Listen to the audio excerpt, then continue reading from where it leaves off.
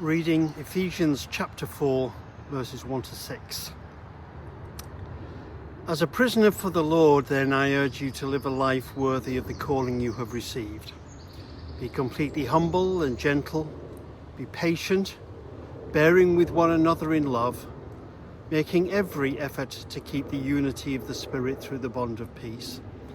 There is one body and one Spirit, just as you were called to one hope when you were called. One Lord, one faith, one baptism, one God and Father of all, who is over all and through all and in all.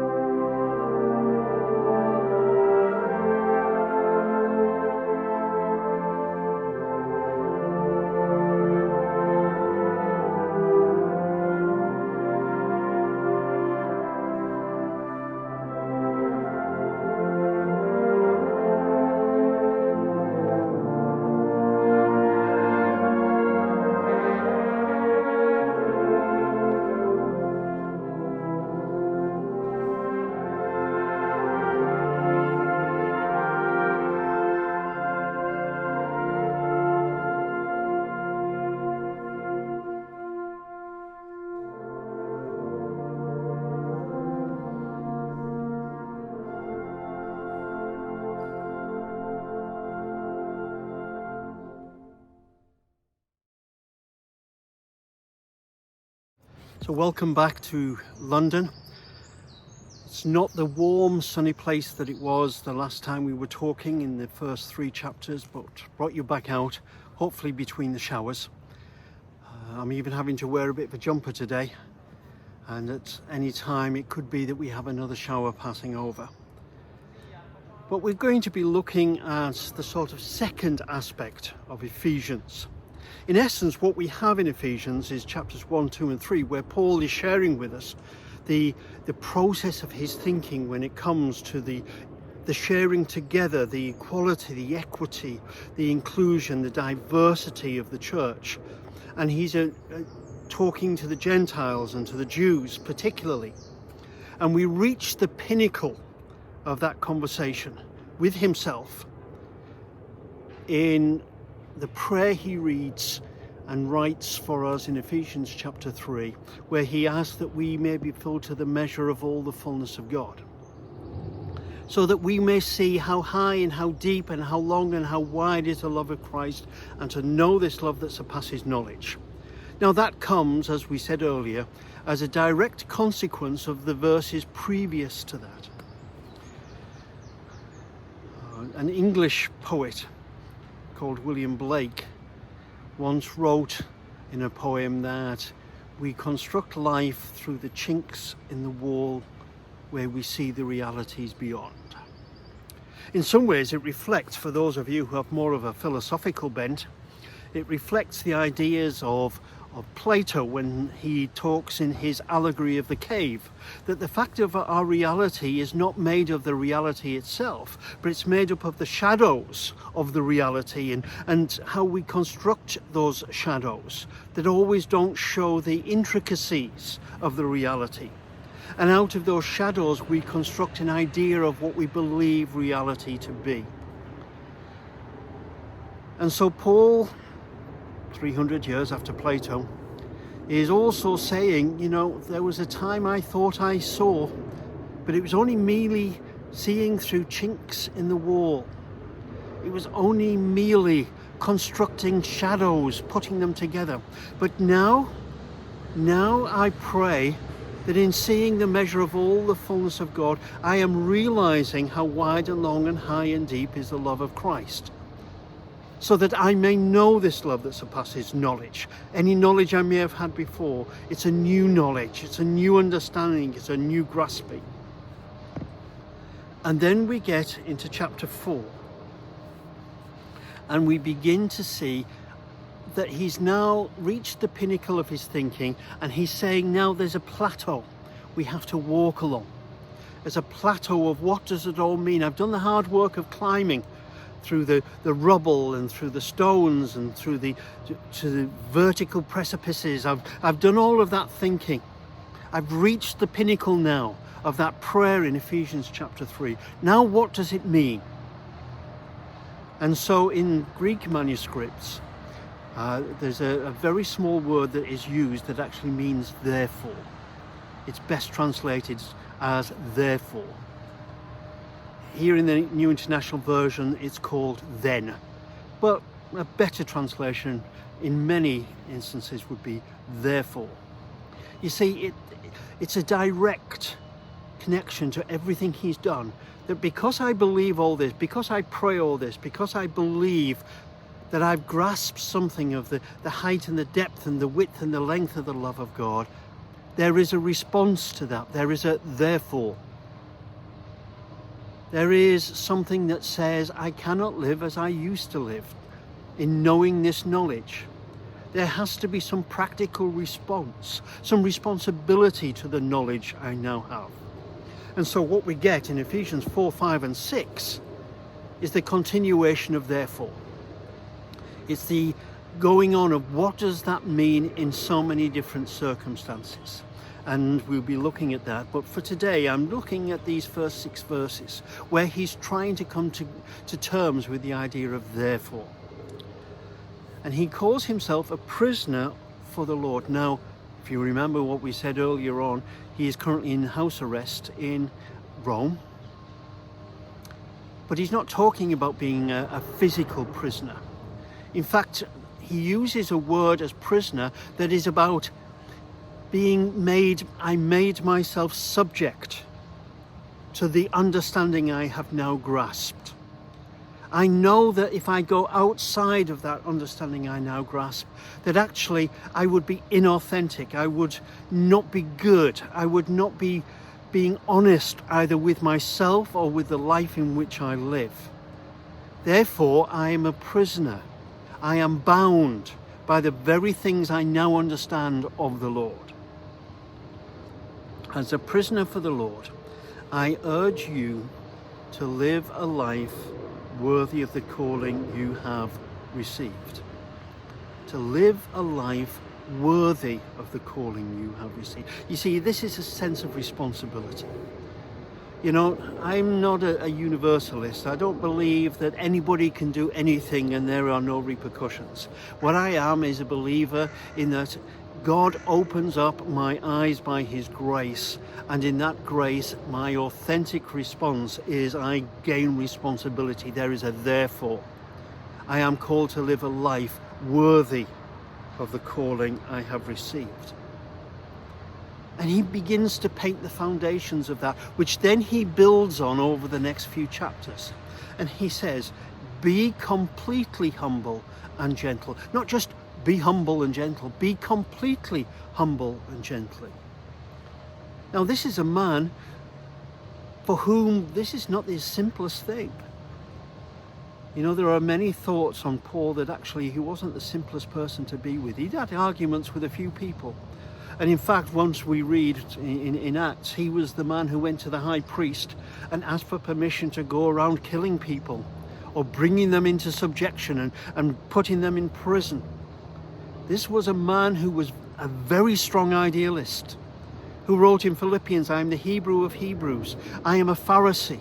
I am faultless when it comes to the knowledge of the Lord. Yet now he's saying, I have to learn to be completely humble.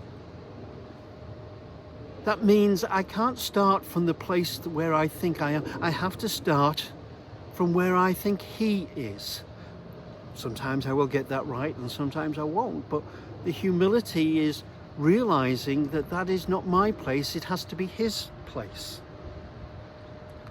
So be completely humble and gentle. Be patient, bearing with one another in love. Make every effort to keep the unity of the Spirit through the bond of peace. Every effort. Now, what Paul is saying is, there are things that I feel are important that I can't make important to others. But there are things that are enshrined in everything I believe and hope about the character and the person of Christ that I must present. But there are other things I may still hold to them, but actually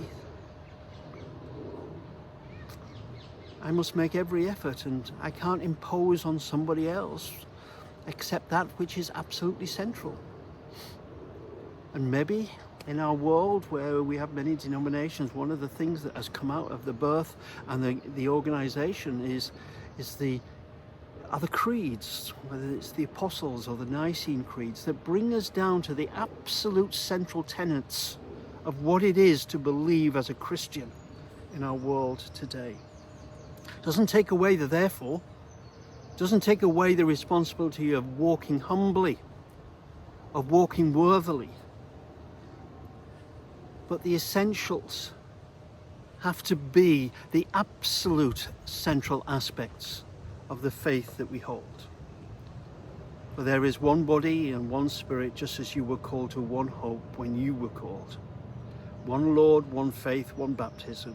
One God and Father of all, who is over all, through all, and in all. Now that last verse, now if you want to go quite technical, and actually in the next session we'll be going a little bit technical, but the word he uses for all, he is the God and Father of all. Now he uses a word all, which means like a jigsaw puzzle, having in front of you all the pieces of the jigsaw puzzle, but actually it's still all in pieces, but it's all there. He then goes on to say, who is over all, who then understands what the big picture is, and through all is in all. And the word he uses for all is not the word he uses for the other alls. It's a word he uses for completeness. It's a word he uses that now the picture can be completed. We're not dealing with pieces, we're dealing with the absolute picture of what it is we're trying to build from those pieces. It's not easy to put pieces together. Depending on how good you are at jigsaws and puzzles, sometimes lots of pieces look the same. Sometimes you would put a piece in one place and find out actually that's not the place for it to fit. And you've got to work it through. And so the final all that Paul suggests for us is that we find the fullness of the picture in him. We started off that there is a therefore. And I end these few moments saying there is an all. there is an absolute picture that comes from God, and it comes, and he says it in his prayer in Ephesians chapter 3, that you may know the height and the depth and the width and the length of the love of God, and to know this love that surpasses knowledge, that you may be filled to the measure of the fullness of God. That's our all, and we live according to that. But there is a therefore. I can't know something without it affecting how I live. So to be authentic, I ask myself, what is my therefore? What is my therefore as a father? What is my therefore as a husband? What is my therefore as a church leader? What is my therefore as a neighbor? What is my therefore as a friend? What is my therefore as somebody in the road who I'm passing? There is a therefore. What is your therefore? I'm still building my therefores, but I think I'm building better a picture of all. And in building a better picture of all, I hope to walk worthily towards my therefores. May God bless you.